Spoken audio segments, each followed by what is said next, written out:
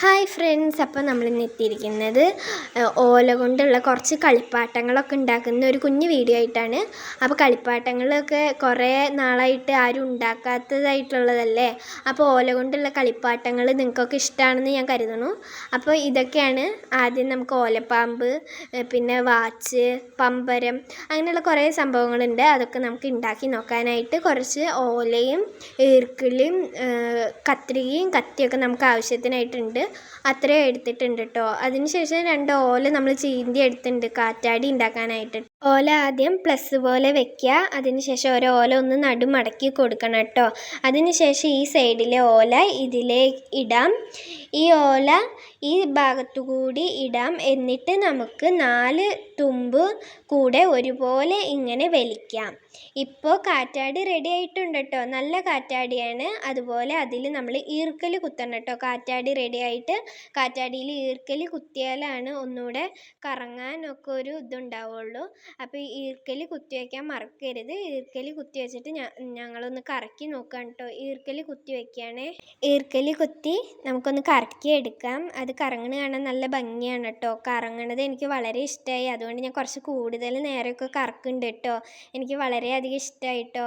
കാറ്റാടി കറങ്ങണ കാണാൻ എനിക്ക് വളരെ ഇഷ്ടപ്പെട്ടു കേട്ടോ.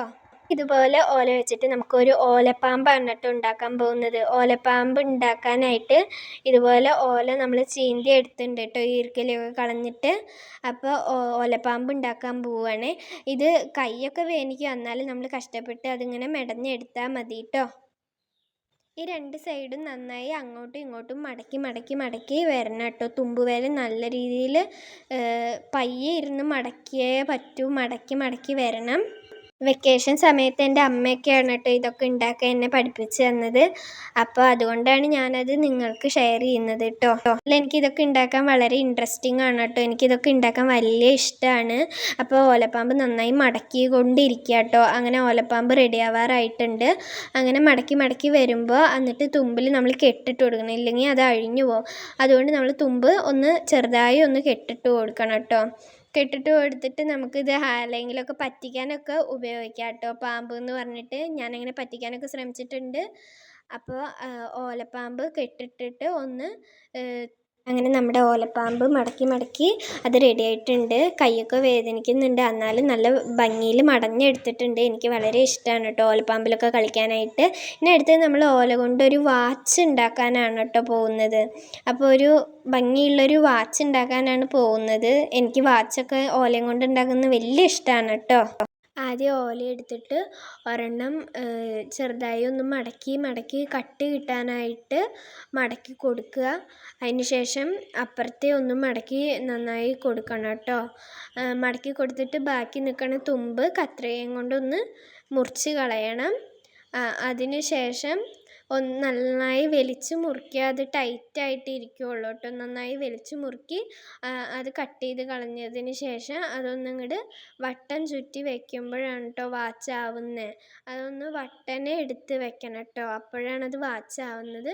അപ്പോൾ ഇതാണ് കേട്ടോ വാച്ച്. അപ്പോൾ നിങ്ങൾ ഇതുപോലെ ഉണ്ടാക്കി നോക്കുക. ഇങ്ങനെയാണ് വാച്ച് ഉണ്ടാക്കുന്നത് കേട്ടോ.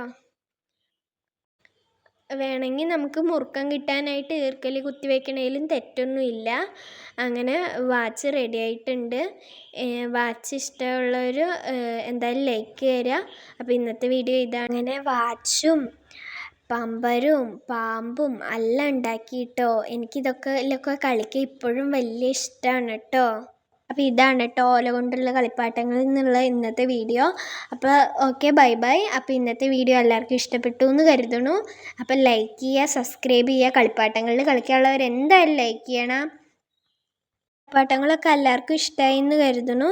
അപ്പോൾ ഇന്നത്തെ വീഡിയോ ഇതാണ്. Okay, by. എല്ലാവരും സബ്സ്ക്രൈബ് ചെയ്യുക.